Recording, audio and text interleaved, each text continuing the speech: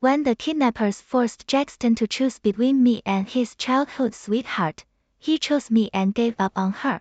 However, I didn't live with him because I knew that sooner or later he would regret it. In my previous life, I was rescued, but Chloe committed suicide because of the humiliation she suffered. Jackson pretended that nothing had happened and married me, but after marriage, he left me in the cold and made me suffer a lot. 7 years later, I forced him to divorce. But on the way to the Civil Affairs Bureau, he lost control, drove the car and rushed down the cliff. Even on his deathbed, he was still blaming me. We owe Chloe. We should atone for her in this life. How can you still live a good life? So, in this rebirth, I decided not to live in that kind of shadow anymore. Bella, come with me. At the moment when I was reborn, the blade was pressed tightly against the necks of me and Chloe. The kidnappers forced Jackson to choose one of us. His eyes wandered between us. After a fierce inner struggle, finally he made the same choice as in the previous life. He stretched out his hand and walked towards me. But I shook my head firmly. Jackson, save Chloe. In this life, I didn't want to owe anyone anything anymore, nor did I want to bear the burden for other people's fates. Hearing my words, Jackson seemed to breathe a sigh of relief. Bella, you're my fiancée. I should have saved you first. But since you said so, then don't blame me. After saying that, he didn't hesitate to quickly leave with Chloe, as if he was worried that I would regret it. And I wouldn't be like him, regretting my choice all the time. It was the same in the previous life. When he came with the ransom, the kidnappers suddenly demanded a much higher price and only allowed him to take one person away. Jackson had no choice but to choose me in the end. However, during the time when we were raising money, the kidnappers had evil intentions towards Chloe. After taking some indecent photos of her, they almost defiled her. Fortunately, we arrived in time with the police. Although it didn't reach the worst situation, for a girl, that kind of humiliation was an unbearable blow. After returning home, Chloe lived like a walking corpse for a few days. When it was late at night and everyone was asleep, she chose to cut her wrists and commit suicide. By the time we found her, it was too late to save her. When Jackson learned about it, he behaved unusually calm, as if he didn't care at all. He calmly handled Chloe's funeral affairs and also took out a large sum of money to comfort her family. Even when I proposed to postpone the wedding, he firmly refused. Bella, marrying you is a plan I've already made and won't be shaken by outsiders. However, that so-called outsider became a knot in his heart that he couldn't forget. Our marriage was just a shackle he used to trap me, forcing me to atone for Chloe. But when was I at fault for this? After Jackson and the others left, I began to look for a chance to escape. This time, I wasn't sure whether he would come back or not. In the previous life, he took the opportunity of hugging Chloe and quietly put a tracker in her pocket. Even if the kidnappers changed their hiding place, we could find her in time through positioning. But this time, he seemed to have forgotten all about it. I guessed that from the beginning to the end, the only person he wanted to save was Chloe. The reason why he chose me was probably just because of my identity as his fiancée and his fear of being criticized by outsiders. After all, our relationship was just a family alliance, and our feelings were as thin as a piece of paper. Chloe accompanied him through the most innocent time. They were not only childhood sweethearts but also bosom friends. It was not surprising that Jackson regretted in the previous life. In this life, he finally got what he wanted. I was happy for him, but it didn't prevent me from looking for a chance to escape. I knew that when the kidnappers moved to another place, they would pass by a car repair shop. The mechanics there were all fierce. In the previous life, the kidnappers planned to occupy the repair shop temporarily, but they encountered tough guys. The owner of the repair shop didn't buy their tricks at all. The two sides fought fiercely. The kidnappers never expected that they would meet people who were even tougher than them. In the end, in order not to cause more trouble, the kidnappers could only leave in disgrace. Later, the kidnappers were caught, and the owner of the repair shop also testified in court. Now the situation was the same as in the previous life. The kidnappers left one person to guard me, and the rest of them went to the repair shop. My hands were tied behind my back. I was sitting in the car, and the kidnappers didn't care about me at all.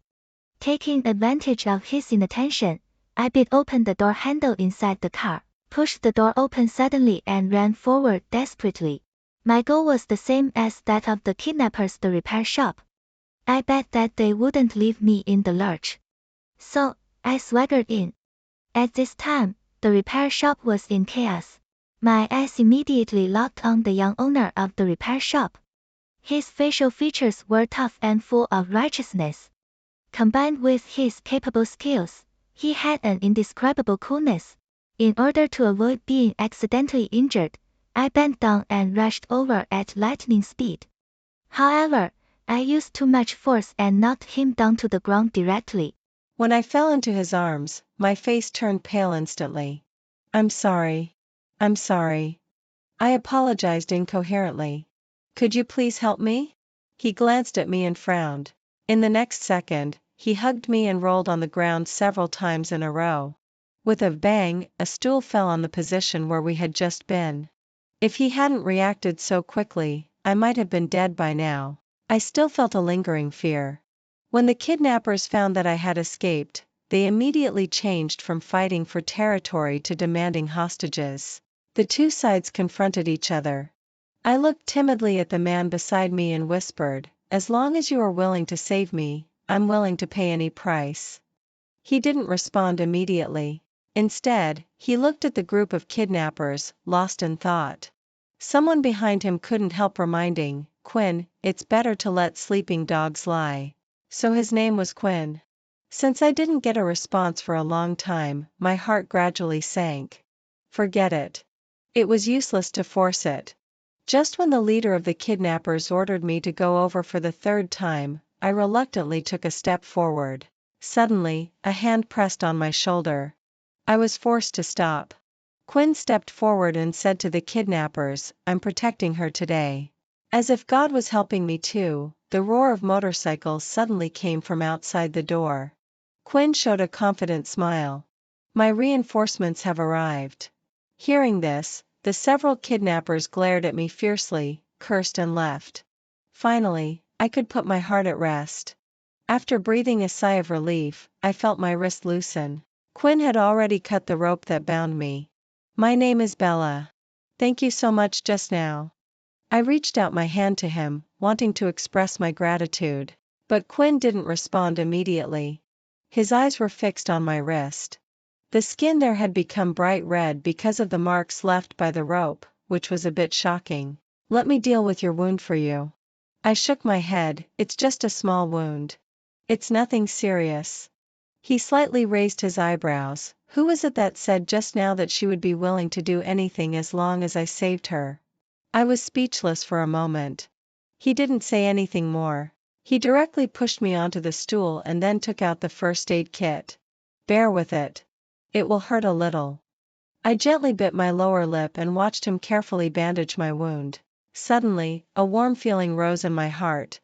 I still remembered that in my previous life, not long after I got married to Jackson, once he was drunk and I helped him back to his room. I just gently advised him not to drink too much. But he suddenly got angry and pushed me away fiercely. I staggered and fell to the ground. The jade bracelet on my wrist was broken into several pieces. The sharp fragments cut my skin and blood flowed out. I screamed in pain, covered my wrist and couldn't stop crying. Jackson just looked at me coldly and said in a cold tone, "Does it hurt? It should hurt. Chloe was in thousands of times more pain than you back then. She doesn't even have the chance to cry out in pain now. If it weren't for saving you, how could she have suffered that kind of humiliation? And how could she have chosen to leave this world?" I sat on the ground in shock, and my heart gradually cooled down. After a long time, I finally found my voice. "The kidnappers hijacked me and Chloe to threaten you. It was you who decided to save me first. Now you're pushing the blame onto me." Jackson seemed to sober up a little, but his eyes were still cold. Bella, I've never supported this marriage. If you hadn't told Grandma that you liked me, she wouldn't have forced me to marry you. So, what you mean is that if it weren't for me, you would only need to save Chloe, right? I suddenly laughed, and my laughter was full of endless irony. Jackson, you're really sick. Instead of blaming the kidnappers, you blame me. I stood up and went back to my room to deal with the wound by myself. Since then, no matter how much pain I felt, I never mentioned it to him again. And now, the quin in front of me carefully blew on my wound, for fear that I would be in unbearable pain. Suddenly, my eyes became a bit moist. I closed my eyes and took a deep breath, pretending to be calm and asking, "What are you doing?" Quinn looked up and smiled innocently. "When I was injured as a child, my mom always did this to relieve my pain. See if it's better?" I nodded, "Yes, it's much better." After getting my response, Quinn continued to concentrate on dealing with my wound.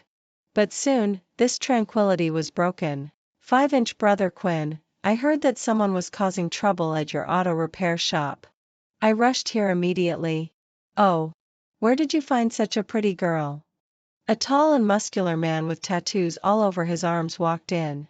As soon as he saw me, his eyes lit up immediately. "It's really rare, Brother Quinn. It's the first time I've seen such a charming girl here with you." As he spoke, there was a slightly awkward smile on his face. Seeing this, Quinn quickly stepped in front of me. "The matter has been settled. I'll treat you to a drink another day." The big man was stunned for a moment and then came to his senses. "Brother Quinn, now that you have a girl, you don't even care about your brothers?" He pursed his lips in dissatisfaction and snorted heavily, seeming a bit unhappy. Quinn sighed helplessly and pulled him aside, whispering, "Can you be a bit more sensible? Go and attend to your own business." "Quinn, is she your girlfriend? What do you think? You two seem to be a good match." "All right, then just wait for the wedding banquet. Don't leave me out." The two were talking in low voices not far away. Although they deliberately lowered their voices, I could still hear them clearly. To avoid embarrassment, I pretended to be busy looking around, looking at the ceiling for a while and then staring at the floor, just not daring to look at them. A few minutes later, the tattooed big man was finally persuaded by Quinn to leave. As soon as the man left, Quinn asked me, "Where do you live?" "I'll take you home." For some selfish reasons, I suddenly didn't want to go home so soon. Anyway, my parents were always busy with their own affairs. Even if I didn't go home for a month, they wouldn't care. As for Jackson, I guessed that he might also have been reborn. Now, he should be eager to be with Chloe. In the 7 years when I was married to him in my previous life, he never took me to any occasions, nor did he share a bed with me. When others asked about me, he always had a cold look on his face, which finally made me a laughingstock in the circle. In this life, I just wanted to stay away from him. So, I carefully tugged at the corner of Quinn's clothes and softly pleaded, "Could you let me stay for a few days?" He looked down at me, his eyes burning. "Little girl, if you keep doing this, I might really stop being polite." The distance was so close that I could even smell the faint scent of soap on him. I subconsciously swallowed and was just about to say something when a familiar voice came from behind. "What are you doing?" It was Jackson. He had brought the police and found this place. "Are you okay?" Jackson looked at me, with a trace of concern in his eyes that didn't seem fake. I shrugged and spread my hands. "Do I look like I'm in trouble?" He was speechless. Immediately after, Chloe also walked in. She looked around and, seeing that the auto repair shop had resumed normal operation, immediately questioned me. "Bella, how did you escape from the kidnappers?" "As far as I know, there were 6 of them in total. Your hands were tied, and you weren't familiar with the terrain here. I'm really curious about how you managed to do it." What did Chloe mean by that? Everyone knows that the Bella family and the Jackson family planned to have an arranged marriage, and both families were eyeing the land in the south of the city. The auction will be held in 10 days, and the highest bidder will win. But at this critical moment, you were kidnapped, and the ransom was ridiculously high. Bella, don't you think it's too coincidental? She actually suspected that I had hired the kidnappers? I had never been so speechless in my 2 lifetimes combined. In my previous life, I sympathized with her misfortunes, but in this life, after I saved her life, she actually turned against me at the first opportunity. It was really disheartening. Suddenly, I raised my hand and said loudly, "Uncle Policeman, someone here is slandering me." Then we were all taken away. While waiting for interrogation at the police station, Chloe was still being aggressive. "Bella, why don't you dare to explain clearly?" I sneered. "Why should I explain to you? You're not the policeman interrogating me." She was at a loss for words. Jackson couldn't stand it and immediately stood up to speak for her. "Bella, Chloe just wants to find out the truth so that she'll know what to say during the interrogation." "What? Are you two still planning to make up stories in front of the police?" Jackson was so angry that he stood up, pointed at me and said angrily, "Bella, you're really unreasonable." At this time, Quinn came out of the interrogation room. Seeing this scene, he immediately stepped in front of me without saying a word. "Put your hand down." His tone was calm but full of an undeniable deterrent force. I stood behind Quinn and couldn't see Jackson's expression, but I could sense the gunpowder in the air. "Who are you?" Jackson's tone was filled with suppressed anger. Quinn turned his face to look at me and slightly raised the corners of his mouth. He asked rhetorically, "Guess?" I looked up at his overly handsome side face and couldn't help but, as if possessed by something, make a heart shape with my fingers. Seeing this, Jackson's face immediately turned livid. At this time, the police just happened to call him to take a statement. After a series of interrogations, things finally became a bit clearer. The police had already locked onto the suspects. Now they just needed to arrest the kidnappers before they could continue the investigation. I knew that this was the doing of Jackson's competitors. After coming out of the police station, Quinn looked at me and said, "Okay." "What?" I was confused. He explained, "I agree to what you asked before." Only then did I understand that he was referring to my request to stay at his place. "It's just me and my mom at home. Now she's gone back to our hometown. Usually, I live at the auto repair shop. You can stay as you like." I was just about to agree. Suddenly, Jackson interrupted, "Bella, your parents already know about your kidnapping." They should have just gotten off the plane and are on their way home. Are you sure you don't want to go back?" His words made my heart ache. Even Jackson, an outsider, knew my parents' whereabouts better than I did. Ever since I could remember, they had always been busy, so busy that they forgot my birthday and forgot to attend my parents' meetings at school. I even deliberately did poorly in exams and deliberately got myself hurt just to see them and get a moment of their attention. Later, I gradually stopped expecting and learned to celebrate my birthday by myself and paid the flower-selling aunt to attend the parents' meetings for me because she was gentle and pretty. I grew up in such loneliness until I met Jackson. At that time, he casually blocked the basketball that was about to hit me on the school basketball court. The young man in the sunlight had a clear and handsome face, and a few drops of sweat slid down his forehead, crystal clear. He smiled slightly, with a bit of imperceptible pride, and said, "Be careful." With that cold tone and that smile, I fell for him at just one glance. At that time, I was timid and shy. I softly said, "Thank you," and then turned and ran away. After that, I began to secretly pay attention to him, knowing that he had a very close childhood sweetheart. But the relationship between them seemed to only stay at the level of friends. That secret love back then was silent but slowly spread in my heart. Later, even just an accidental encounter or an inadvertent eye contact could make my heart beat faster. In fact, I knew very well that the marriage in the future was most likely not up to me to decide. So, when I learned that the person for the arranged marriage was Jackson, I was happy for a long time. My parents were also very satisfied with him and actually contacted him more often. In my previous life, when I proposed divorce, they directly refused me. Jackson is so capable and can tolerate your little temper. You don't know how to cherish it and still make us worry. I knew that since we got married, the interests of the Bella family and the Jackson family had been tied together, and divorce was not an easy thing. So, I endured year after year until I suffered from depression and started to harm myself before finally forcing Jackson to agree to the divorce. Since I got a second chance this time, I just wanted to live for myself. So, I didn't want to go home. However, suddenly remembering that there was still something unresolved, I had to go home. Before leaving, I took Quinn's phone out of his pocket, entered my number, and dialed it. I didn't return the phone to him until I heard the ringtone.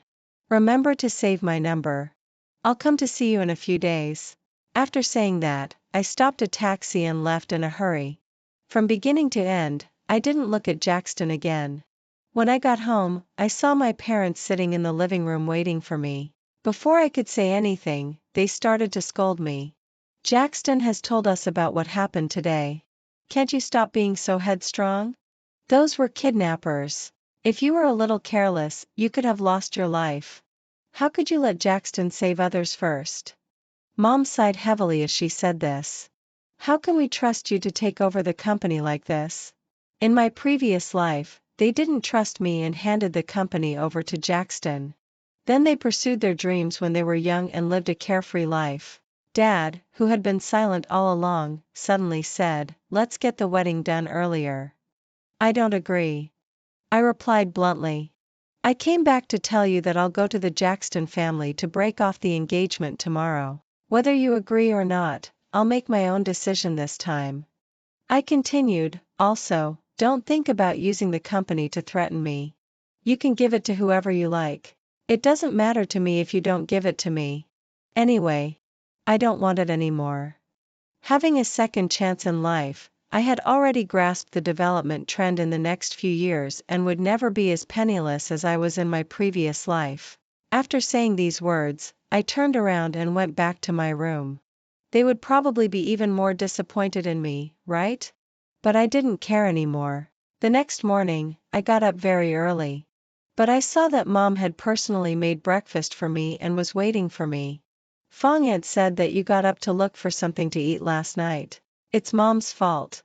I didn't ask if you had dinner or not. I was stunned on the spot, not understanding why she had suddenly become so gentle.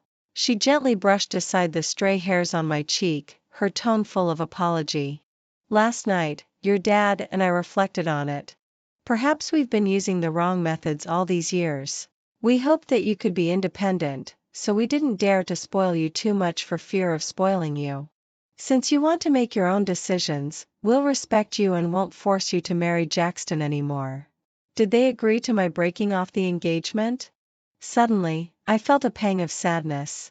When she was little, Bella had also made scenes and quarreled, but all she got was scolding. Later, she learned to be obedient and sensible, thinking that she could get her parents' attention in this way. But what happened? They only disliked her for being weak and incompetent. Now, I just said some harsh words in the way they used to, and they changed their attitude? I still couldn't believe it until the car drove towards the Jackson family's villa. In fact, it was Jackson's grandma who first proposed the marriage alliance between the Jackson family and the Bella family. The thing started when I happened to save Jackson's grandma, who fainted due to low blood sugar at a banquet once. After the old lady woke up, she was so grateful to me that she insisted on recognizing me as her adopted granddaughter. Gradually, we got to know each other better through frequent contacts. I often went to the old mansion of the Jackson family to have meals with the old lady. It wasn't until one time when I met Jackson there that I realized that the old lady was his grandma. She seemed to have X-ray vision and saw through my feelings for Jackson at once. Then, the matter of the marriage alliance was put on the agenda. Now, it's really a bit difficult for me to tell the old lady in person that I want to cancel the engagement. After all, she has already given me the bracelet that has been passed down in the Jackson family from generation to generation. Now it seems that I can only return it to its original owner. Jackson arrived earlier than me, and Chloe was also standing beside him. They were dressed very formally, as if they deliberately wanted people to mistake them for a couple. It was just like the saying, "Everyone is happy." When I put the bracelet on the table, Jackson suddenly grabbed my wrist and asked nervously, "What do you mean?" "By the way, last night I only mentioned meeting at the old mansion but didn't say that I wanted to break off the engagement." Jackson's grandma sensed something and asked with concern, "Bella, did Quinn do something to wrong you?" While speaking, she also gave Chloe a fierce glare. I smiled and said to Jackson's grandma, "Grandma, I'm here to break off the engagement." My tone was as calm as if I were talking about the weather.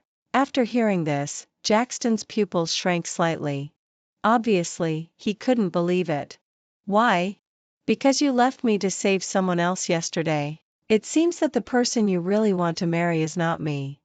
I turned my head to look at Chloe and found that she was also staring at me with that stubborn expression on her face. "No," Jackson's voice wavered a little, "didn't you ask me to save Chloe first? That was just a test for you. The result is already obvious." Jackson was suddenly at a loss for words. Jackson's grandma sighed and said, "I've also heard about what happened yesterday. Bella, you're a good child. It's Quinn who doesn't deserve you." "Grandma." Jackson suddenly interrupted her words, gripping my wrist so hard as if he wanted to crush my bones. "Bella, I don't accept this broken engagement. Don't even think about escaping." I felt the wound on my wrist being pressed again, and somehow a bit of sarcasm rose in the pain. In my previous life, after Chloe died, Jackson mourned for her for a full 7 years. Now that I'm reborn, he couldn't wait to save Chloe. I originally thought that he had deep feelings for her and was eager to marry her. I curled the corners of my mouth and smiled. "If you're so persistent, then I'll ask the media to announce the broken engagement tomorrow. It'll only be your Jackson family that will lose face." After saying that, I pried his fingers off one by one and turned around to leave. Unexpectedly, Jackson chased after me. Coincidentally, Quinn was already waiting on his motorcycle at the entrance of the Jackson family's mansion. To avoid getting entangled with Jackson, I simply said, "Sorry, my boyfriend has come to pick me up." Jackson's face darkened, and there was sarcasm in his tone. "Bella, are you sure you want to be with this poor guy? Can he give you happiness? At least he's better than a hypocrite like you. He won't be half-hearted at least." After saying that, I walked towards Quinn. However, in the next second, my wrist was grabbed by him again. Ouch! A sharp pain made me couldn't help but let out a soft cry. Only then did Jackson notice the scar on my wrist. He explained in a flustered manner, I didn't know you were injured." I lowered my head and sneered, "As if you would care even if you knew." Seeing this scene, Quinn couldn't bear it anymore. He rushed up and punched Jackson to the ground with a decisive and fierce blow. Jackson spat out a mouthful of blood. His eyes were full of anger, but he didn't dare to act rashly again. Quinn said coldly, "Stay away from her."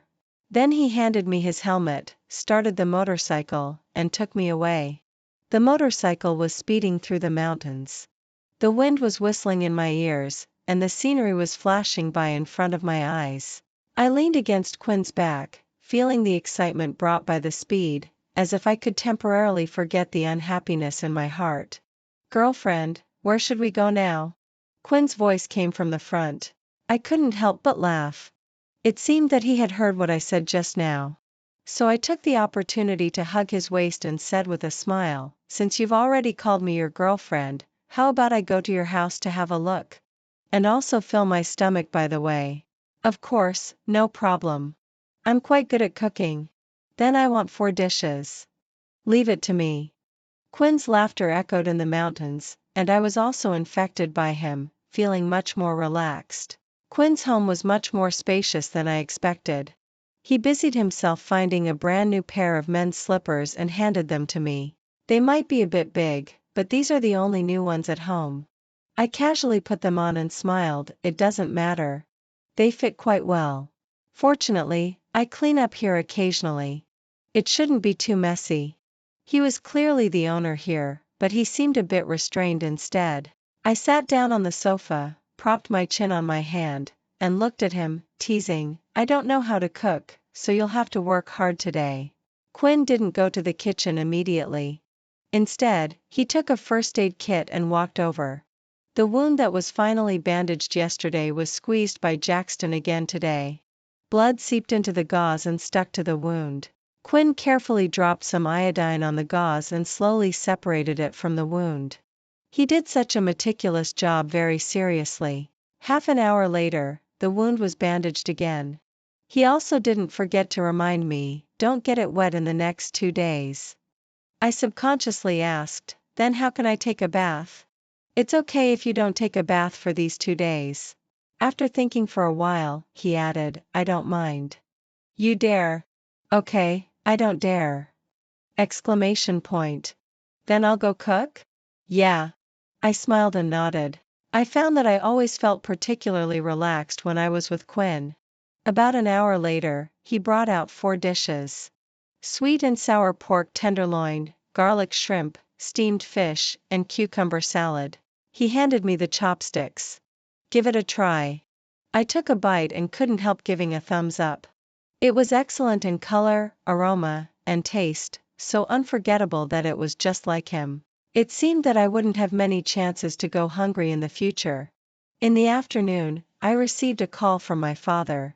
Basically, he asked me to participate in the auction 10 days later.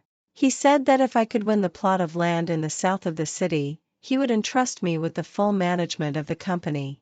I knew that piece of land. Not only the Jackson family and the Bella family were eyeing it, but also several other enterprises were coveting it. In my previous life, due to the kidnapping incident, I was physically and mentally exhausted. Coupled with Chloe's death, I fell into a deep emotional turmoil. I got sick and missed that auction. Even if I hadn't been sick, I wouldn't have competed with Jackson at that time. At that time, I only had him in my heart and thought that I had finally found someone I could entrust my life to. However, the Jackson family's company was in a debt crisis at that time, and it was also difficult for him to win that piece of land. In the end, I transferred a sum of money from the Bella family to help him. Jackson finally won the auction and built a theme park on that land, attracting a large number of investors.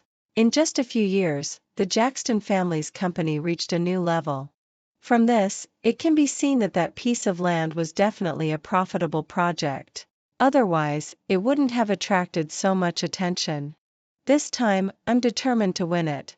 But what I didn't expect was that Chloe would come to beg me. It was completely different from her aggressive attitude a few days ago. This time, she lowered her posture and begged me in an extremely humble tone. Could you please not break off the engagement with Jackson? Between him and me, we're really just friends.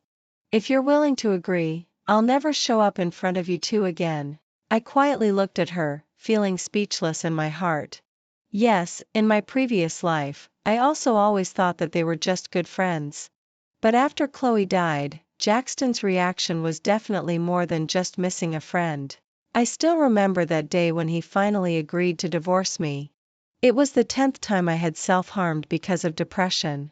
When he got home, he saw me lying on the ground, covered in blood. Maybe he was afraid that I would really die in his house, so he agreed to the divorce. But on the way to the Civil Affairs Bureau, he suddenly asked me, "Do you know what day it is today?" I looked at him blankly and shook my head. I couldn't even take care of my own life, let alone remember these things. But my reaction completely enraged him. He angrily pounded on the steering wheel and scolded me for being cold-blooded and heartless. The life you're living now was bought with Chloe's life, and you've never been grateful. You don't even remember her death anniversary. You just want to escape, thinking that you can avoid the condemnation of your conscience. Bella, you really make me sick. I was so angry that I trembled and retorted unceremoniously, "Since you're so grateful, why didn't you die with her?"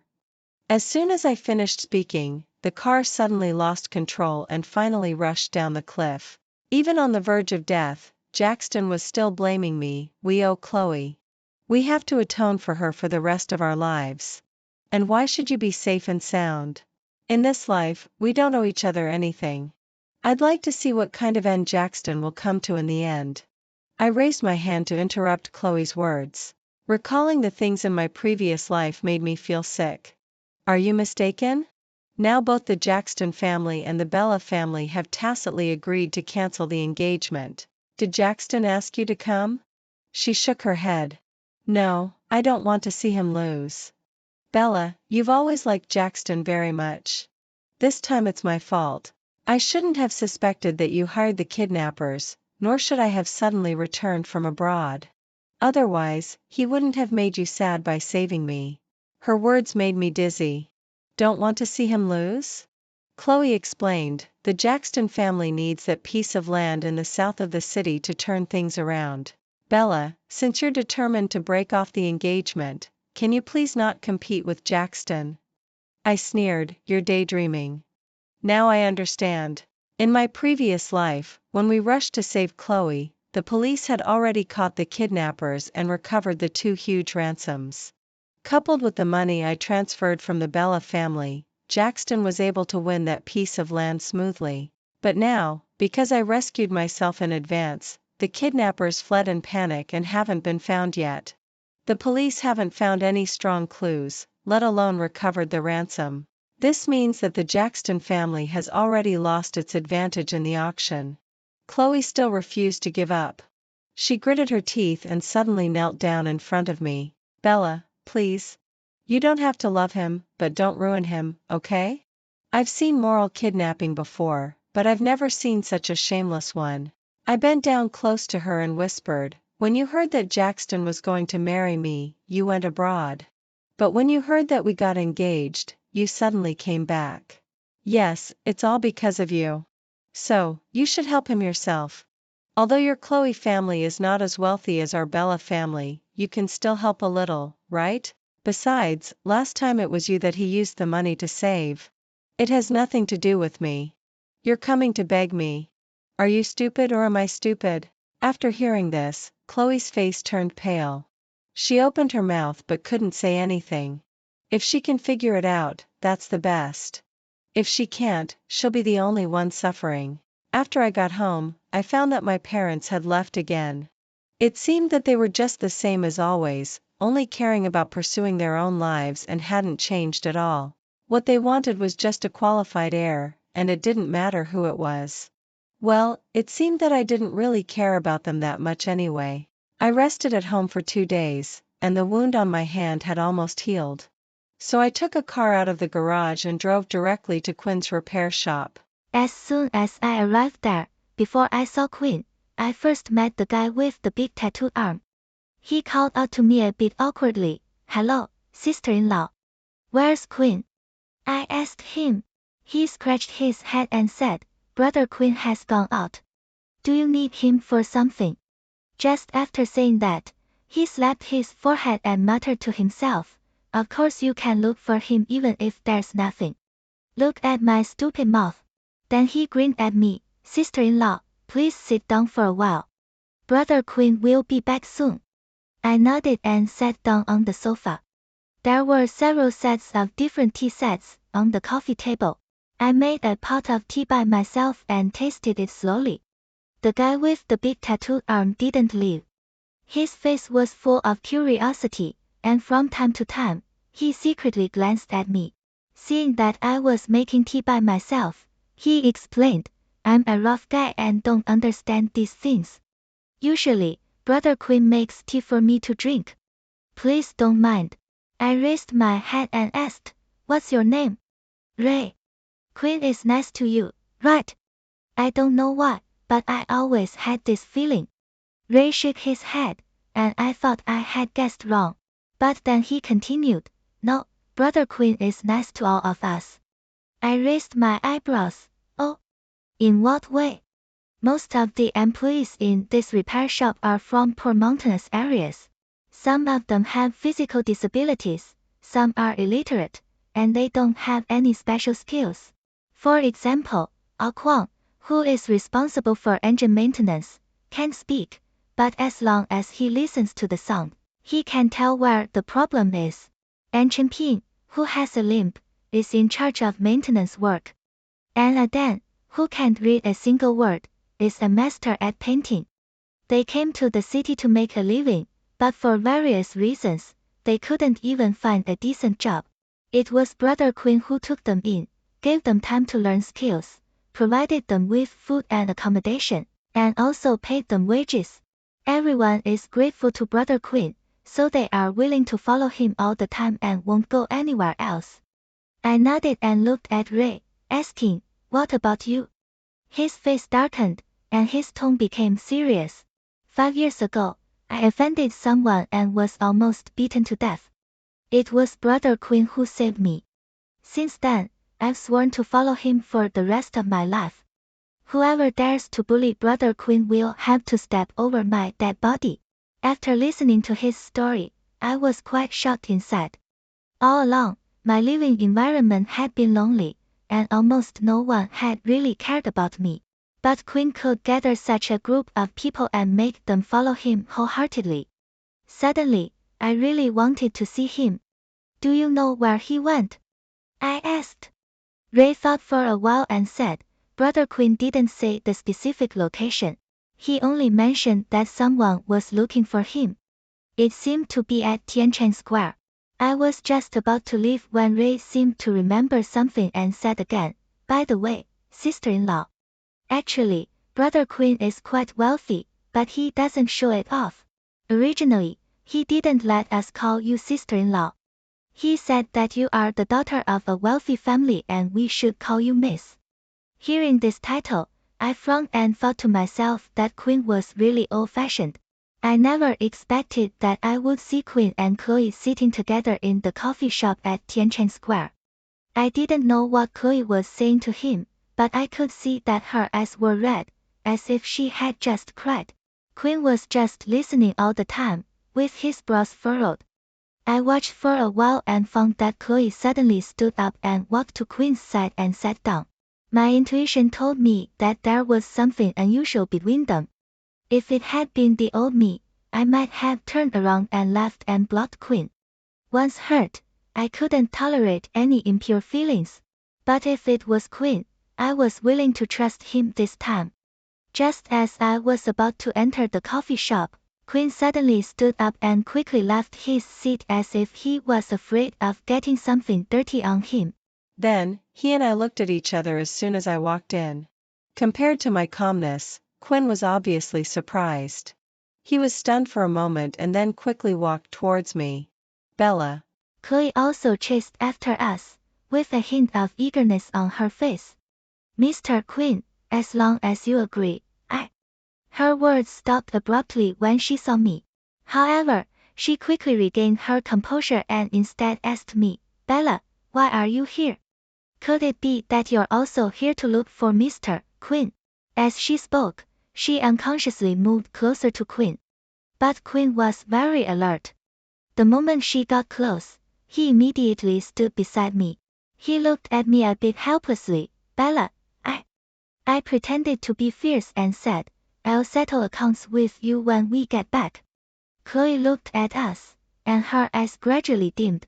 "Bella, I really underestimated you." I shrugged and replied, "Yeah, I think so too." Chloe's face looked extremely ugly, like a palette that had been overturned, turning green and then white. Finally, she laughed in shame. Actually, I was never the kind of person who would easily let others take advantage of me. In my previous life, if I hadn't taken those people who didn't care about me too seriously, I wouldn't have lived such a miserable life. Quinn took me home. It was already dark. We just sat quietly on the sofa, and neither of us said a word. After a long while, Quinn finally broke the silence. "Aren't you going to ask? Didn't you say you would settle accounts?" I said lightly, "If you want to tell me, you'll tell me even if I don't ask. If you don't want to, it's useless even if I ask." Quinn had a expressionless face and a low voice. "Do you know what Chloe came to me for?" I shook my head. On the way back, I had thought of many possibilities. For example, did Chloe have a crush on Quinn? Or, Jackson was unhappy that we were together and deliberately asked Chloe to make trouble. After all, they had such a good relationship, and it wouldn't be strange for them to do anything for each other. But Quinn suddenly asked me if I was eyeing the piece of land in the south of the city. I widened my eyes in surprise. "How do you know?" Because the right to use that land is in my hands.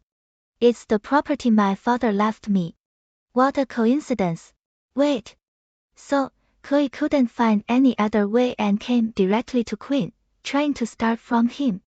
But how did she know that the land belonged to Quinn? There was only one answer, it was Jackson who told her. In my previous life, when Jackson acquired the land, he must have had contact with Quinn, so he knew about this. Seeing Quinn looking at me all the time, I realized something. You don't think that I approached you also for that land, do you? I couldn't help but feel a bit sad inside. It turned out that when I suspected him, he was also suspecting me. I lowered my head, wanted to laugh, but couldn't laugh at all. Seeing me like this, Quinn suddenly held my face in his hands and said seriously, "Silly girl, of course I don't think so." At first, this thought did flash through my mind, but I quickly dismissed it. I believe in my judgment. I asked, "Just like when you saved Ray and the others?" Quinn smiled slightly. "No, you're different from them. Saving them was out of kindness, but saving you was because I was attracted to you." Quinn, you're really good at talking. I pouted and complained a bit unhappily. Being so good at talking, I don't know how many times he had been in love before. Quinn looked at me fondly and gently lifted my chin, forcing me to raise my head. Then, he lowered his head and kissed me on the lips, gently but affectionately. It's not about being good at talking, but a natural expression from the bottom of my heart. I just felt my cheeks burning and my heart beating faster. Afraid that he would notice my panic, I buried my face in his arms. With my ear against his chest, I heard his heartbeat thundering loudly, one after another, as if it was telling his love for me. I closed my eyes and felt it for a long time, then said, "Quinn, I like you too, as much as you like me." He didn't respond but just held me tightly. The next morning, Quinn handed me a document. I took it and saw that it was the transfer agreement of the land use right, and my name was clearly written on it. Quinn, are you crazy? Do you know what this means? I couldn't believe it. How could someone be so silly and give me such an important thing? I've already withdrawn from the bidding. You want this thing, and I happen to have it. There's no reason not to give it to you. It would be a lie to say that I wasn't touched. My heart seemed to be filled with something warm, and it felt warm. I blinked and forced back my tears. This was a good thing. I couldn't cry. Since he showed such great sincerity, I couldn't be outdone either. I took his hand and said as we walked, before signing, "Come with me to a place first." I took him to the Civil Affairs Bureau. Quinn repeatedly confirmed, "Are you really sure about this?" I smiled at him, "Aren't you afraid that I'll take your things, dump you, and then find someone who's more handsome and richer?" Quinn frowned and thought for a while. "Well, I can't say for sure about someone richer, but it might not be so easy to find someone more handsome." "Yeah, that's why I brought you here. I didn't expect that Jackson would find us so quickly." Just as Quinn and I came out of the Civil Affairs Bureau, we hadn't even had time to put away our marriage certificates. Seeing this scene, Jackson's face became extremely ugly, and his clenched fist trembled slightly. He said, "Bella, you still chose him. You're crazy." I rolled my eyes and didn't bother to pay attention to him. However, Jackson suddenly grabbed my hand, and tears flowed from his eyes. Were these crocodile tears? But I did have something to say to him, so I asked Quinn to get in the car and wait for me first. When it was just the two of us left, Jackson couldn't wait to say, "Bella, I regret it. I really regret it. You can hit me or scold me. I just beg you to forgive me." I sneered and asked, "Regret? Regret what? Do you regret not saving me or not treating me well in the previous life?" Jackson heard this and let go of my wrist. His face instantly became extremely pale. It seemed that he didn't want to recall those things in the previous life either. After all, those past events had exposed all his ugliness. At this time, Jackson actually started to slap himself in the face, saying as he slapped, "I was so stupid. I was wrong. I deserve to die. But Bella, is there still any possibility for us?" I was silent for a moment and then asked softly, "Jackson, what do you think?" He stopped his movements, lowered his head, and his face was full of dejection. Suddenly, as if he had thought of something, a glimmer of hope flashed in his eyes. No, it's all Chloe's fault. She's the one who ruined us. If she hadn't come back suddenly, there wouldn't have been so much trouble. And I never asked her to go to you. It was all her own idea. He grasped my hand again and pleaded humbly, could you give me one more chance? The person I've loved from the beginning to the end is you. I know I'm guilty, so I don't expect much from you. I just hope you can look at me again, even if I'm just a backup. I looked at Jackson in astonishment, hardly believing that these words came out of his mouth. I pulled my hand back forcefully and wiped it on my clothes. Jackson, what on earth are you after? Of course, I wouldn't believe that he really loved me. Once you've experienced true love, this kind of false affection is just disgusting. Jackson had an affectionate look on his face, I realized it too late. Anyway, I won't give up on you. I just felt a chill down my spine. It felt no different from being haunted by a ghost. Jackson, if you keep doing this, I'll call the police. After hearing this, he froze on the spot, and tears kept streaming down his face as if they would never stop. I just felt irritated and wanted to leave quickly. Jackson, the person you've always loved is yourself. Neither Chloe nor I are as important as your interests. What you can't accept is that after I left you, I'm living a better life instead. So you want to drag me back into the abyss again. But Jackson, I'm not alone anymore. My current husband is good at fighting and has a bunch of brothers who would die for him. If you're tired of living, you can come and give it a try. After saying that, I glanced at Chloe not far away. Actually, I had already noticed that she had followed us, but I didn't want to expose her.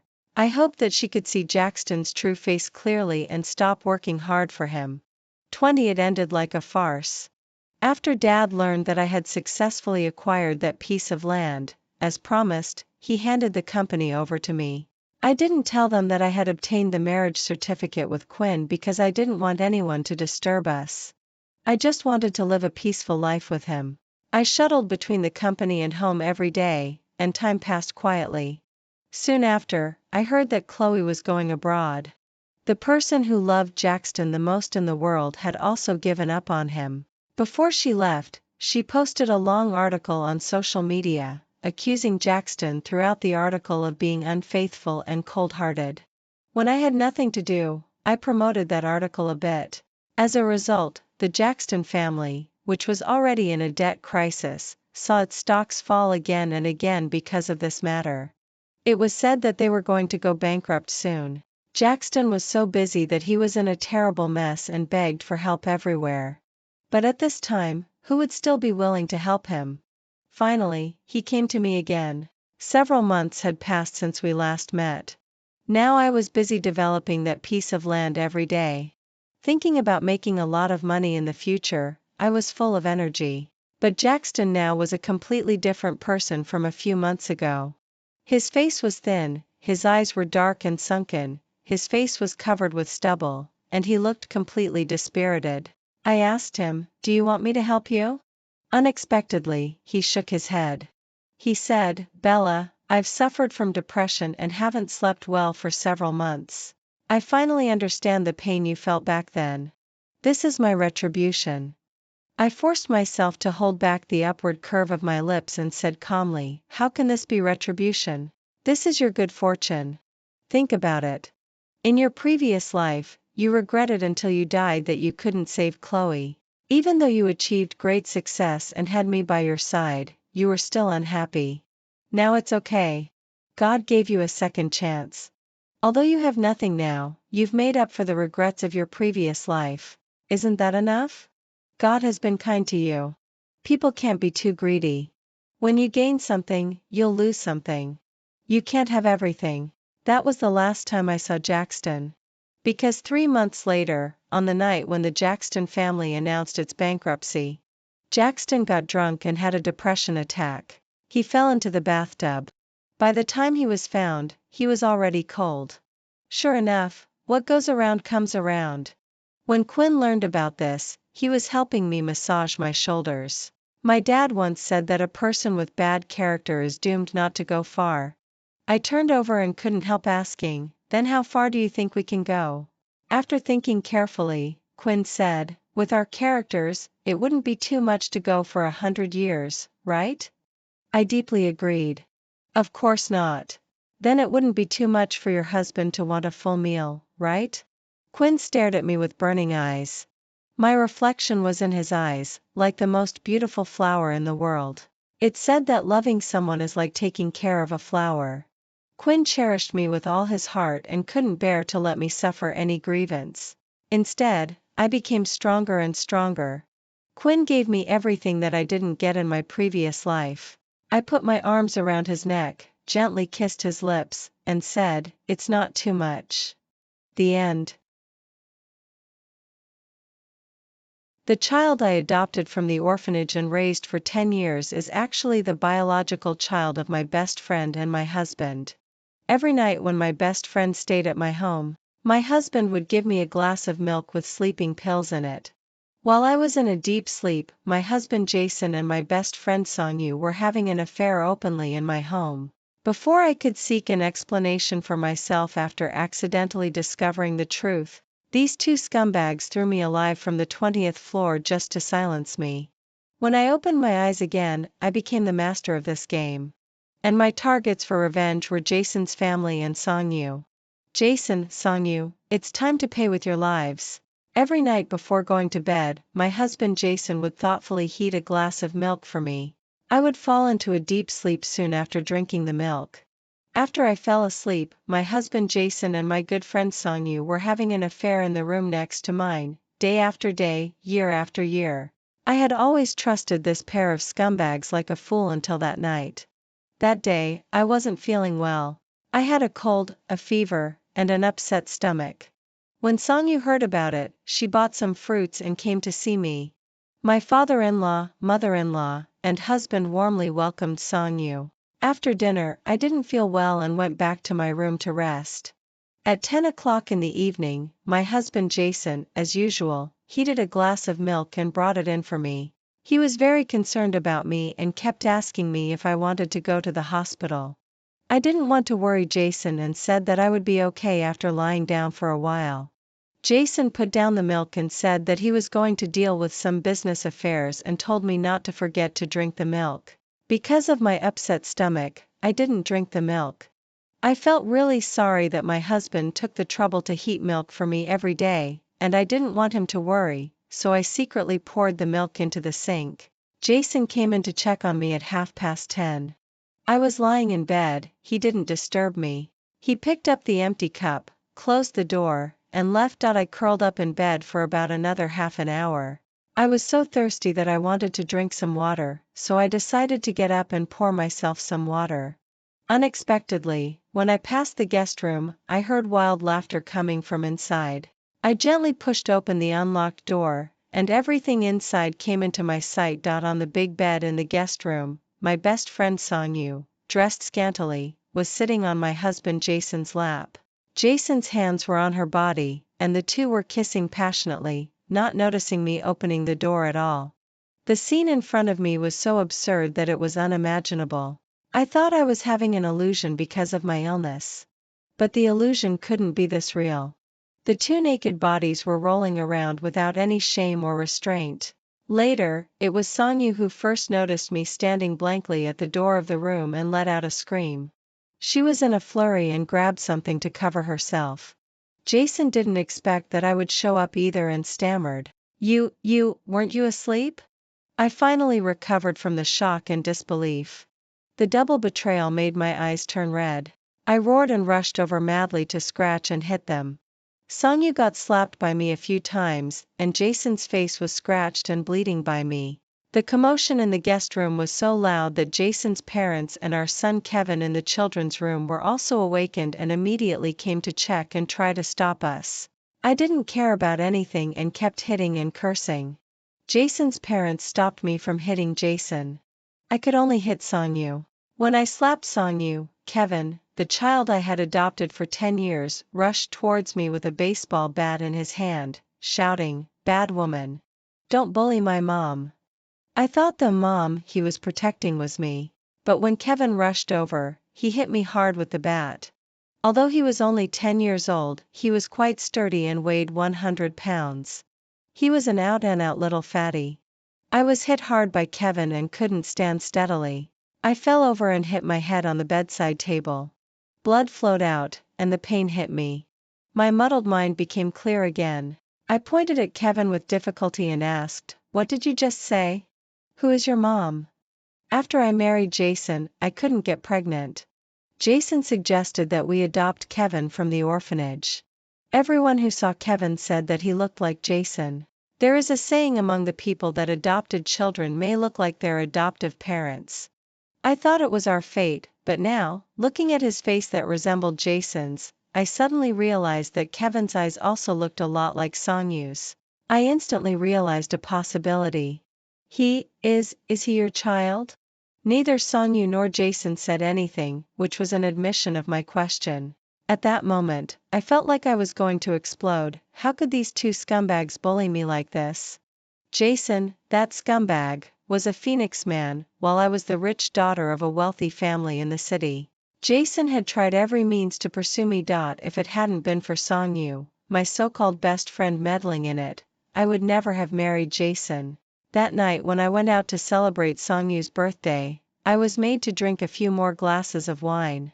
When I woke up, I was lying in bed with Jason. Thinking about how I had been so sincere to Songyu, helping her find a job, lending her money without asking her to pay it back, and taking care of her all night when she was sick. Damn it! How could they bully me like this? My husband, who pretended to be nice to me, and my best friend, whom I had trusted wholeheartedly as if she were my own sister. They had actually played such a despicable and shameless trick on me. "I'll fight you to the death." Since I was already sick, of course I couldn't fight with their whole family to the death. Jason and his father controlled me, and Songyu and Jason's mother found a rope to tie me up. Kevin, that little bastard, even stuffed a smelly sock into my mouth to prevent me from shouting. The whole family of scumbags blatantly discussed how to deal with the aftermath in front of me and finally unanimously agreed to fake my suicide to avoid future troubles. I was knocked unconscious by them at 3 o'clock in the morning and then thrown down from the 20th floor. Bang, the clear sound in my ear and the pain made me shudder and open my eyes. The surroundings were decorated familiarly. This was the living room of my home. But I was clearly thrown down from the 20th floor by Jason and Songyu. How could this be? There was liquid sliding down my forehead. I reached out and touched it. My hand was full of blood. Could a dead person still see the tragic scene before their death? Mom! Ha ha ha! Mom fell down. Ha ha ha! Kevin's sharp laughter rang in my ear. I suddenly turned to look at him. Kevin was laughing so hard that he was bent over with laughter and even had tears in his eyes. I didn't think about why he was laughing.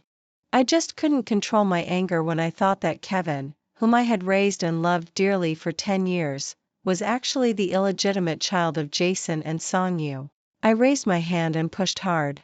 Kevin, who was laughing happily, was caught off guard and fell heavily to the ground. This fall was quite a hard one for him and he immediately burst into crying. Hearing Kevin's crying, the tightly closed door of the guest room opened and Jason's parents ran out of the guest room.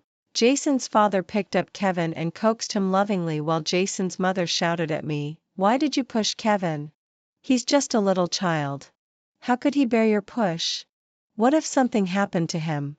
What would we do then?" Jason's father also chimed in, "Yes, it was just that the child played a prank and spilled a little oil on the floor. It's your own fault for not looking and falling down. Is it worth getting angry with the child over such a small thing? Although the child isn't your biological one, we can't abuse him, right? Oil spilled on the floor and then I fell down?" This scene seemed familiar as if it had happened 3 years ago. That day, Kevin spilled oil on the floor and I slipped and fell and bumped my forehead. Kevin laughed loudly when his prank succeeded without any sense of guilt at all. At that time, I also thought that Kevin was a bit too vicious, but I didn't think much about it. Now it seemed that this little bastard had already known his identity long ago and his dislike for me was deeply rooted in his bones. But why did I see what happened 3 years ago again? Could it be? I pinched my palm hard and it hurt. I didn't die? I came back to life? God has been kind to me. Almost immediately a plan for revenge took shape in my mind. Kevin would be the first one I would take revenge on. I suddenly rushed over and hugged the crying Kevin, my son. It's all Mom's fault. It's Mom's mistake. Mom apologizes to you. Don't cry. Be good. Mom will buy you something delicious. I'll feed you to death, you little bastard. I used the excuse of buying something delicious for Kevin to coax him out of the door. I needed to find a place to carefully think about my next plan. To take revenge on Jason's family and Songyu, dealing with Kevin, this little bastard, was the best way. Both of these scumbags had a strong preference for sons over daughters. If I killed Kevin, Songyu and Jason would go crazy, right? I was driving and planning how to kill Kevin. Should I put poison in his food and poison him to death? No, the target of poison was too obvious. If the police investigated, I would also be suspected. Then should I push this little bastard down the stairs and let him die like Jason and Songyu killed me? This method also seemed difficult to carry out. Those two scumbags regarded Kevin as the apple of their eye. Moreover, if something happened to Kevin when he went out with me, I would be the first suspect. I wanted revenge, but I couldn't be reckless and get myself involved. While I was racking my brains, I suddenly saw a familiar figure by the roadside. Wasn't this Songyu's husband Howard? Songyu stayed at my home for 300 days a year. She wasn't single. She was a married woman with a family. Her husband Howard was a hoodlum, addicted to alcohol, gambling, and beating people. When Songyu was in college, her family was so poor that they couldn't even afford food. It was Howard who paid for her college education. Howard was like a leech. Songyu couldn't get rid of him. After all, Howard was unreasonable. If she dared to break off the engagement, Howard would kill her. So Songyu had no choice but to marry Howard reluctantly. Howard was not a good person. He had a violent streak in his bones and would beat Songyu black and blue at the slightest provocation. Songyu would come to my home crying and ask me to help her. I was really nice to Songyu. When she didn't have a job, I helped her find one. When she didn't have money, I lent her some. When she was beaten by her husband, I took her to my home to live. I even had a big fight with Songyu's husband Howard because of her, because of my family's influence. Although Howard was tough, he also knew what was important and didn't dare to mess with me too much. So Songyu had lived safely under my protection for so many years, but now I didn't plan to give her any protection. Not only that, but I also wanted to make things worse for her. I bought a phone card and sent a message to Howard. Your wife is having an affair. Jason got off work early that evening and Songyu came back with him. These two scumbags should have heard from Jason's parents about the incident that I pushed Kevin. Kevin was thick-skinned and strong. The push I gave him didn't really hurt him. Even so, Songyu and Jason still carefully examined Kevin's whole body and didn't feel relieved until they confirmed that he was okay. I watched coldly from the side and thought that I was really stupid in the past. These two bitches had always been on guard against me finding out the truth, which was why they were so nervous, and I had never noticed any clues at all. Songyu had never concealed her kindness towards Kevin. Songyu had never concealed her kindness towards Kevin. I had always thought that she was nice to Kevin because I loved him and extended that affection to those around him. How could I have imagined that there was such a hidden story behind it? Songyu, like Jason, came from a remote mountainous area, while I was a native city dweller. My parents also ran a very good company, so I could be considered a rich second generation. With my status like this, it was absolutely impossible for me to marry a Phoenix man like Jason who came from the countryside with nothing. Now that I think about it, what happened between me and Jason back then was really strange. This disgusting bastard suddenly took the initiative to pursue me. Even after being rejected by me, he didn't give up and pestered me all day long, asking about my well-being. When I was harassed by hooligans when I was out, Jason rushed out to act bravely. Watching him get beaten black and blue by the hooligans, I thought he was a hero and that he could disregard everything for me, so I gradually softened my heart towards him. Later, on the night of my birthday, I was made to drink a few more glasses of wine. When I woke up, I found myself lying with Jason. Jason knelt on the ground and swore that he would be good to me, and I was somewhat conservative in my bones. I felt that since I was already Jason's woman, I could only marry him. So, regardless of my parents' opposition, I got the marriage certificate and married Jason. Considering all these things, the so-called acting bravely and that one-night stand were probably all carefully designed by these two bitches. They had been eyeing me for a long time. From beginning to end, I was their prey. In my previous life, when the affair between these two bitches was exposed and they killed me, my parents had already handed over the company to Jason and retired to the second line, so they dared to be so unscrupulous. After checking that Kevin was okay, Songyu took the initiative to go to the kitchen to help prepare dinner. I heard her talking to Jason's mother in the kitchen. Jason's mother was complaining about me. She can't do anything. She never touches housework. She just sits around playing when she gets home. Poor Jason. He has to play both the father and the mother roles and also do the housework. This is not marrying a wife but bringing a master home. Such complaints probably didn't happen just once. I just regretted that I hadn't paid any attention before. When this old bitch was complaining about me, she should have thought with her conscience about why their family had moved from that godforsaken place to live in the big city. Just relying on Jason's salary of less than 10,000 yuan a month, how could he afford to live in a house worth tens of millions in the big city? He would have to go without eating or drinking for dozens of lifetimes, right? The large flat of several hundred square meters where we lived and the cars that Jason and I drove were all my dowry given by my parents. Now even Jason and Songyu were working in my father's company. They were living off me, enjoying my care, yet they didn't feel the slightest bit of guilt or soft-heartedness for betraying and plotting against me. One can see how vicious and shameless these bitches are. I calmly fetched some water and went back to my room. I picked up my mobile phone and found that Howard had sent several messages to my new number. Who are you? Did you send this by mistake? Which bastard is that bitch having an affair with? Are you fucking lying to me? Reply. If you don't reply, I'll kill you.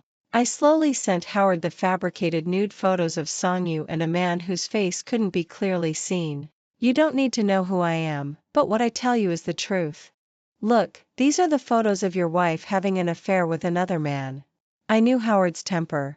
He could stir up a big fuss even over nothing, let alone after seeing the so-called affair photos.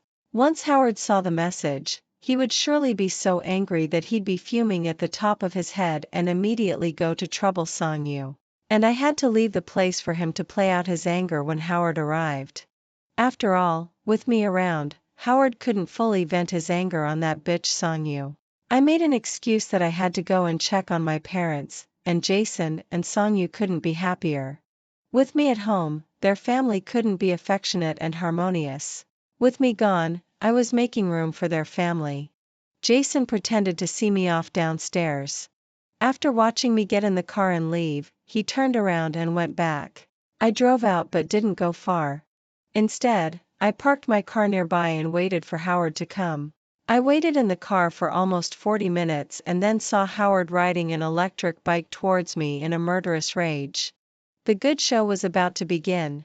I opened the surveillance of my home on my mobile phone and waited to experience Howard's explosive outburst as if I were there. In the surveillance, Jason's family had already sat down at the dining table.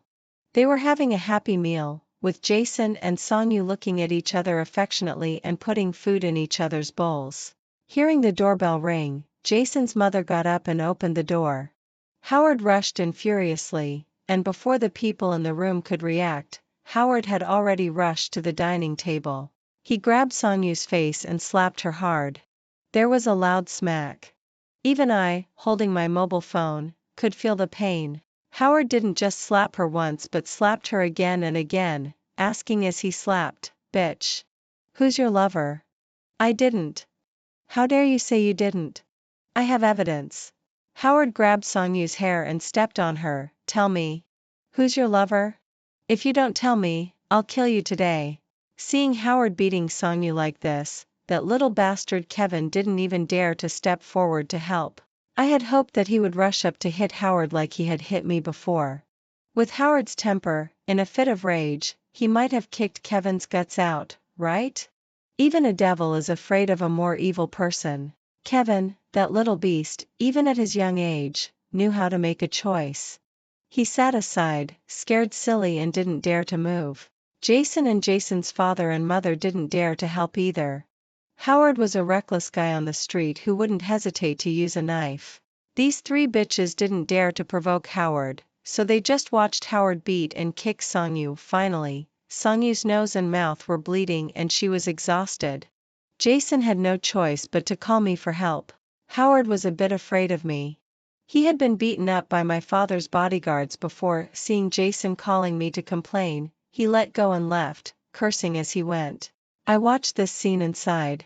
This appetizer was too childish. My main purpose was to make Kevin see Songyu being beaten and take the initiative to help, and then get kicked to death by Howard in a rage. But my wish didn't come true. It seemed that I had to think of another way. After scaring Howard away, this family of bitches breathed a sigh of relief. Jason immediately told me about Songyu being beaten up by Howard, hoping that I would stand up for Songyu. But this time they were wrong. Although I cursed Howard indignantly, I didn't take any practical actions to support or help Songyu. Husband, my mother is a bit unwell. I have to accompany her tonight and can't get away. How is Songyu after being beaten? Is it serious? Let Songyu call the police. Let the police come and see what's going on. No matter how arrogant Howard is, he can't be afraid of the police, right? Seeing that I didn't intend to come back, this group of bitches knew that their wish to make me deal with Howard had fallen through. So the family sat down and began to discuss what to do next. They didn't know that I was watching them through the surveillance and were discussing the steps to use me next without any scruples. Kevin, that little bastard, knew how to behave now. He hugged Songyu and cried, asking her again and again, "Mom, does it hurt?" While Jason's parents and Jason's focus was not on Songyu being beaten, Jason's father said angrily, "Howard is getting more and more outrageous. We can't let him go on like this." Jason also nodded in agreement. "Yes, we have to think of a way. If he keeps making trouble like this, Ivy will surely suspect something.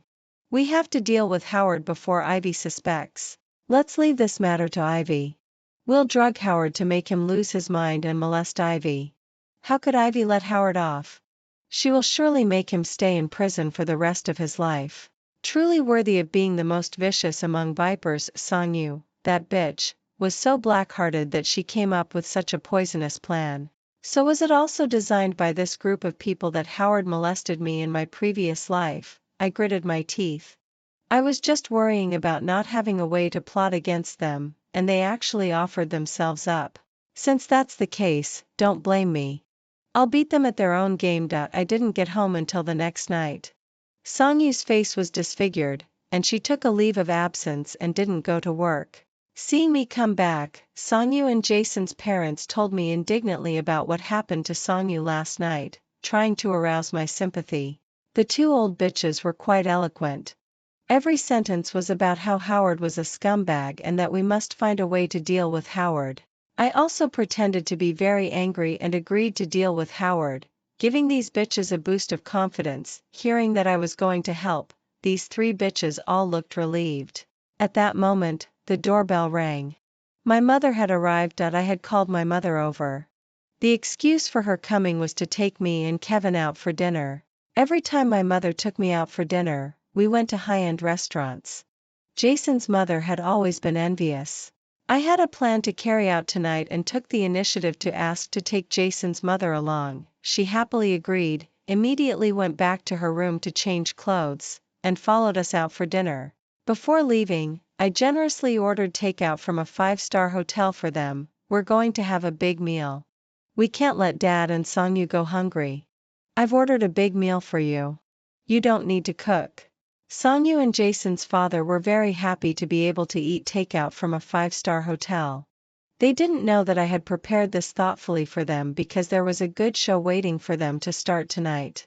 My mother and I took Jason's mother and that little bastard Kevin to the restaurant. After the dishes were served, I excused myself to go to the bathroom and squatted on the toilet to check the surveillance. The takeout I ordered was delivered. Jason had accompanied my father to meet clients and hadn't come back yet. There were only Jason's father and Sonyu at home. The two of them sat down at the dining table and started eating. Jason's father also took the good wine I bought and started drinking. Sonyu couldn't drink with her face injured, so she chose to drink fruit juice. I had added something special to both the fruit juice and the wine. Naturally, these two bitches didn't know. They ate and drank heartily and were very happy. Halfway through the meal, Jason's father and Sonyu didn't look right. Both of them got up and went to the bathroom. There were 5 rooms in our house, and each room had its own bathroom. Jason's father went to the bathroom in the bedroom where he and Jason's mother lived, and Sonyu went to the bathroom in the guest room. I watched the surveillance and smiled with narrowed eyes. The good show was about to start. Sure enough, a few minutes later, Jason's father rushed out of the bathroom. Sonyu also rushed out. Both of them took off their clothes. With red eyes, they couldn't wait to start a live show in the living room. I didn't want to watch such an eye-burning scene.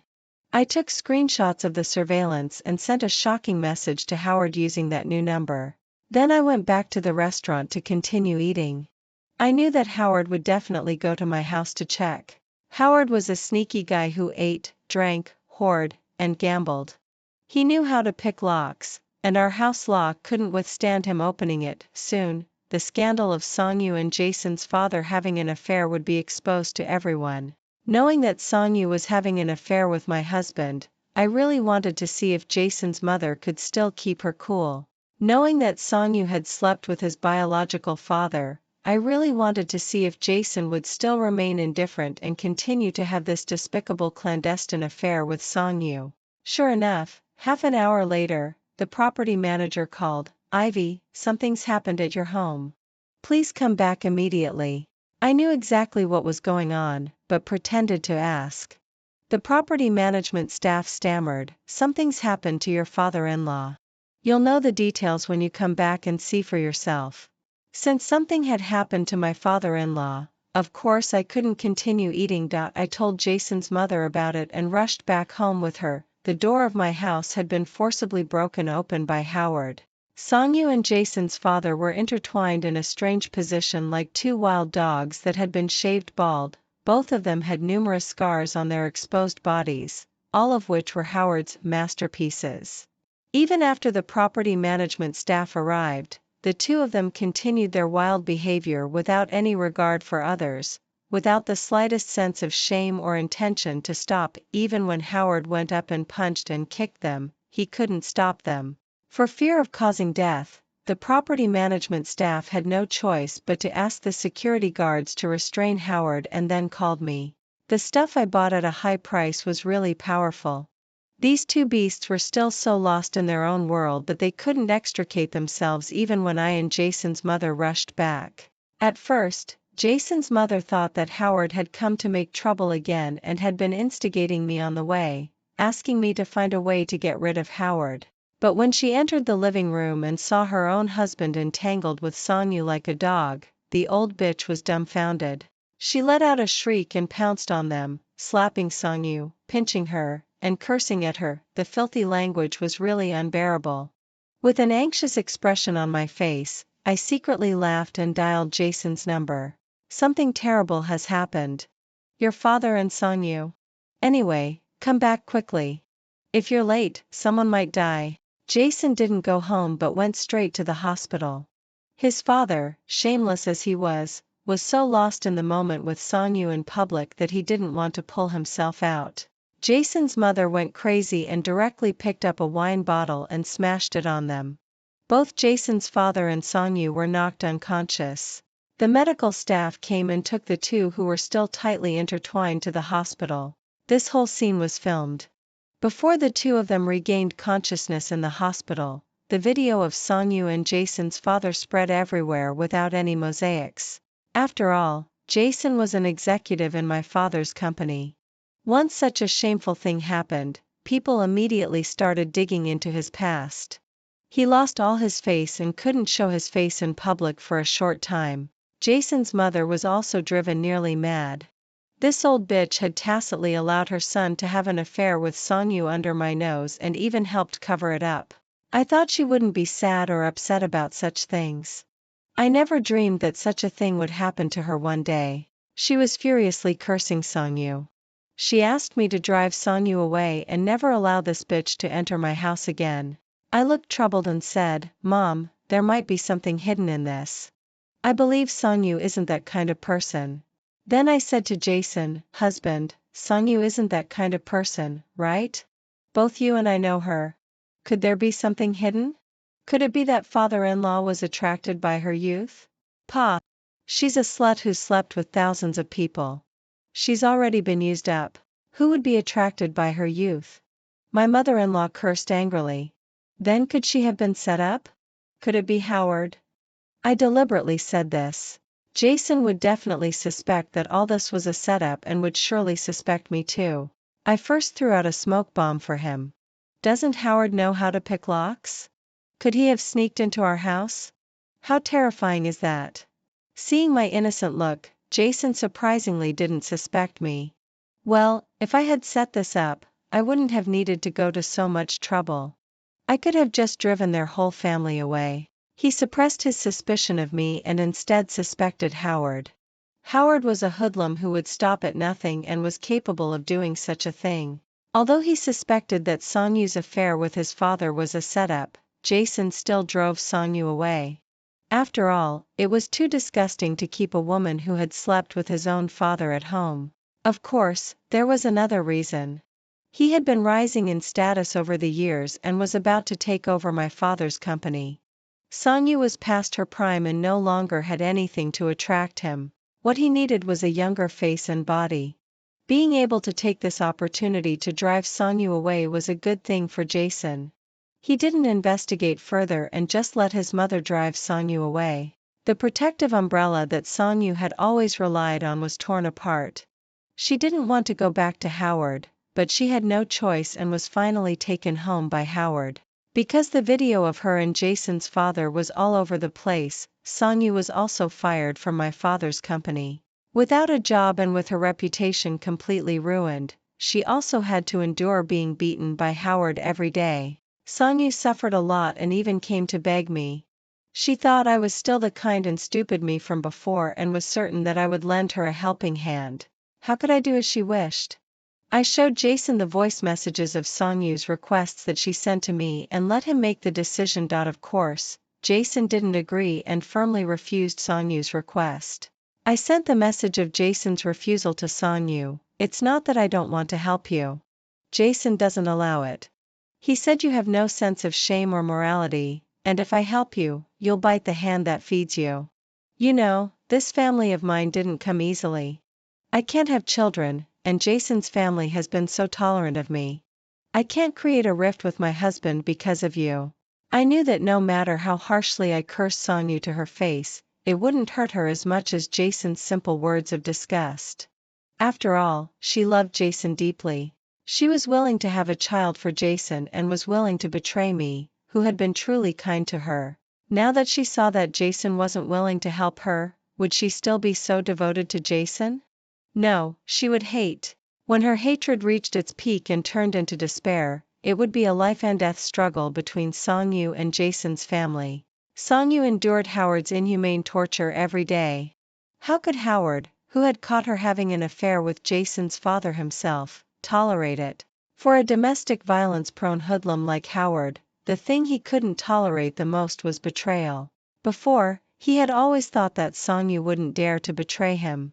Besides, Songyu gave him more than half of her salary from work, so he had been a bit patient with her. Now that he had witnessed Songyu sleeping with an old man with his own eyes and she had lost her job and couldn't earn money, could Howard let her go? Howard locked Songyu in the rental house and began inhumane torture. He didn't just beat her but also burned her with cigarette butts and stuffed wine bottles into her private parts. Songyu was tortured so miserably that she didn't even have the right to die. On Jason's side, however, he was on cloud nine. He got rid of his old lover who was past her prime without much effort. Recently, he had been targeted by Ava.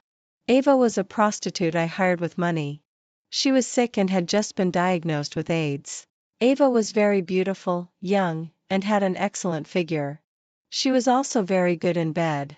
After being won over by Ava at the wine table, Jason became obsessed with her body and started making excuses to work overtime and not come home. Not only did I not interfere, but I also showed great concern and told him to take care of himself and not overwork. Without my restraint, Jason was like a wild horse running free, spending the whole night fooling around with Ava. He didn't know that this beauty was poisonous and would cost him his life. After Jason and Ava had been together day and night for almost a month, Ava shyly showed Jason the pregnancy test report and told him that she was pregnant. Jason hesitated. He was just about to go all out to win my father's trust and gain control of the company. Having this happen now would have a bad impact on him. But soon Ava told Jason a piece of news that made him even more excited. She was the daughter of a wealthy family in the capital. She had run to Heisher to spite her parents. If she had a child, she planned to marry Jason. Ava provided the real estate in the capital as I had arranged and also took out the so-called photos of her with her parents at family dinners. Jason secretly inquired about the wealthy families in the capital and got the information that was the same as what Ava said. There was a youngest daughter with the same name as Ava who was well protected and whose real appearance had never been seen by the outside world. Jason felt that he was really lucky to be favored by such a wealthy young lady, and the key was that she was already pregnant. If he could marry this young lady, wouldn't his status be elevated? In this way, he wouldn't have to be afraid of my father dealing with him. Jason secretly started planning and preparing to seize my father's company by striking first. And I wasn't idle either. I told Howard the news that Kevin was the illegitimate child of Songyu and Jason. Howard naturally couldn't tolerate it. He didn't know that I had actively tipped him off and actually came to tell me about it. I sighed and said, I can't have children. So what if I know? I've raised him for so many years. I can only put up with it. Howard was so angry that he cursed me for being a coward. If you won't do it, I will. I'll make that little bastard die. I think even a hoodlum like Howard has much more conscience than Jason's family and Songyu. I immediately persuaded him, you can't let him die. If he dies, you'll go to jail. It's not worth going to jail for a bastard. Howard also knew that killing Kevin would land him in jail. I said casually, however, if there are force majeure circumstances, the law doesn't forbid it either. What are force majeure circumstances? Howard asked. For example, being bitten by a rabid dog, for example, accidentally breaking a leg? Or being splashed with sulfuric acid outside or being scalded by boiling water. I knew that Howard understood what I meant and he would make a plan. All I had to do was to try my best to bring Kevin out to make it convenient for Howard. 3 days later, an accident happened when I was having dinner with Jason's parents and Kevin. A chubby little dog appeared at the entrance of the restaurant. Kevin went to play with the dog but unexpectedly the dog bit him on the face. Half of his face was torn off by the dog. Jason's parents were dumbfounded. By the time they reacted, the dog had run away with half of Kevin's face in its mouth. Kevin was sent to the hospital. His face was so disfigured that it couldn't be restored even with plastic surgery. Jason was very sad and so were Jason's parents. I brought Songyu, who knew about Kevin's disfigurement, to see Kevin. Seeing Kevin's miserable appearance, she burst into tears and her genuine maternal love was really moving. But I wasn't moved at all and watched this scene coldly. This little bastard Kevin had been so vicious to me after I had painstakingly raised him for 10 years and didn't have the slightest sense of gratitude. This kind of beast deserved what he got. And this was just the first step, now it's time for the main course. Kevin's life was basically ruined after becoming like that. Jason didn't want to see such an ugly son and his parents were equally unwilling to take care of this ugly grandson. And as an outsider who had a blood feud with his family, I was even less willing to do so. He became a burden to this family. Except for the nanny hired with money who was willing to approach him for the sake of money, everyone else regarded him as a scourge. His biological mother, Songyu, did feel sorry for her own son but she was powerless to help, and something else happened on Jason's side. His new lover, Ava, put forward a new demand. She wanted Kevin to disappear. At first, Jason hesitated. After all, even a tiger wouldn't eat its cubs. Ava threatened to have an abortion and accidentally let Jason see the balance of her bank card. The amount of over $1 billion made Jason's heart flutter. What was a son compared to that? Kevin was the son of that bitch Song-yu. He didn't seem very smart, only knew how to eat all day long and was as fat as a pig. Moreover, he was now disfigured and became a useless person. Such an extremely ugly child couldn't inherit his family property. He needed a smart son. Jason believed that with Ava's support, he could reach a higher level. So after thinking carefully for several days, Jason made a decision. Kevin was drowned by Jason himself. He struggled in the bathtub filled with water. Unfortunately, the disparity in strength was too great. Jason held him firmly underwater and he couldn't breathe. He stopped struggling in less than 2 minutes. Jason and his parents forged the death scene of him drowning while taking a bath. No one questioned the cause of Kevin's death. He was sent to the funeral parlor and prepared for cremation. At the same time, Song-yu received a detailed video file. The videos included Jason and Ava having sex, Ava's pregnancy test report, and the video of Jason killing Kevin. After watching these things, Song-yu went crazy.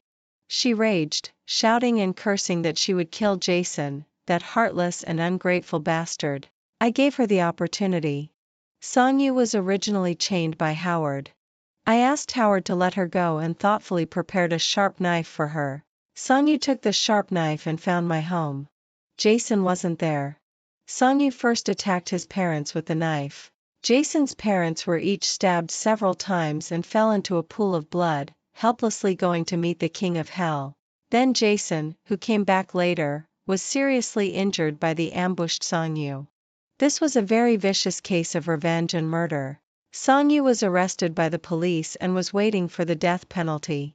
And Jason was seriously injured and was being rescued in the hospital. It was 3 days later when he woke up.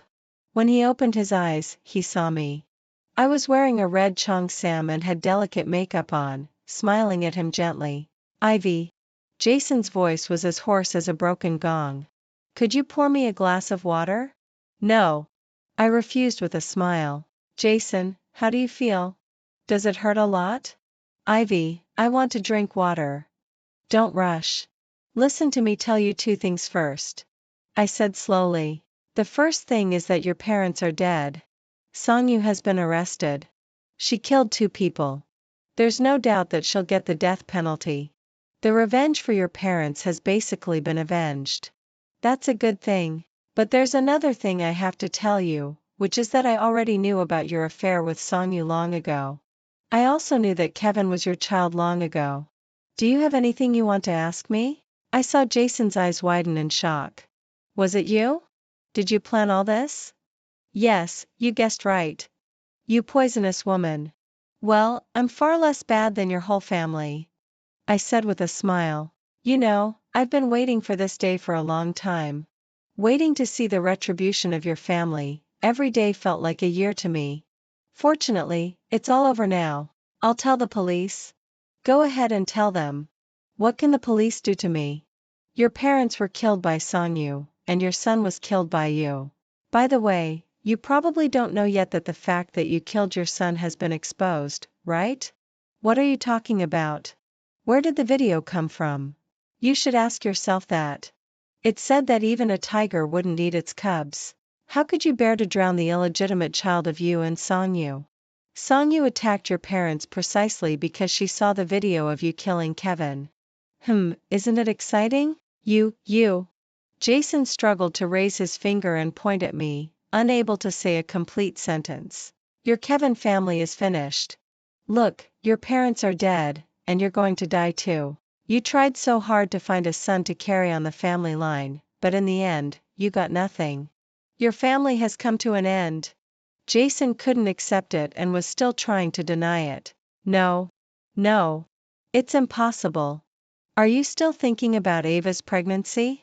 Are you thinking that since she's pregnant with your child and comes from such a noble family, she'll surely try every means to save you? I tell you, it was all arranged by me. Ava is a prostitute. Well, she slept with as many men as you have. Jason couldn't imagine it and let out a painful wail. I continued, she's not pregnant. The pregnancy test report is forged. The so-called over $1 billion pocket money shown to you is also fake. By the way, she has AIDS. You've been together for so many days and had sex so many times. Think about your current situation. TSK, TSK, TSK. You're an AIDS carrier. Before I could finish speaking, Jason fainted. Before being executed, Song-yu specifically asked to see me. Of course, I had to fulfill her wish. She had lost a lot of weight and was completely out of shape. Was it all designed by you? Are you Ivy? I smiled. Finally figured it out? I said, what's the point of asking these questions now? Why? Why don't you know? I asked with a smile in return. Before you did those dirty deeds, you should have known that there would be consequences. You already knew? You actually knew all along? Not that early. I didn't know for long. I only realized it after dying once. You're so cruel. How could you be so vicious? I'm far less bad than you too. I was modest. If I hadn't been viciously killed by you and Jason, I would never have learned what being vicious meant. So people always learn from their mistakes. Of course, I also firmly believe in karma now. Evil will be punished and good will be rewarded. This is your retribution. I'm truly sorry to you, but my child was innocent. Whether he was innocent or not, you know it best. Besides, it was Jason who killed him. What does it have to do with me? Song-yu looked at my smiling face and slumped to her knees. I've been repenting all the time and always regretted what I did wrong. I thought that you could tell me the truth and ask me to forgive you? And let you die in peace? I interrupted her. There's no such easy thing. You, a shameless, vicious, and despicable person, don't deserve peace. I won't forgive you.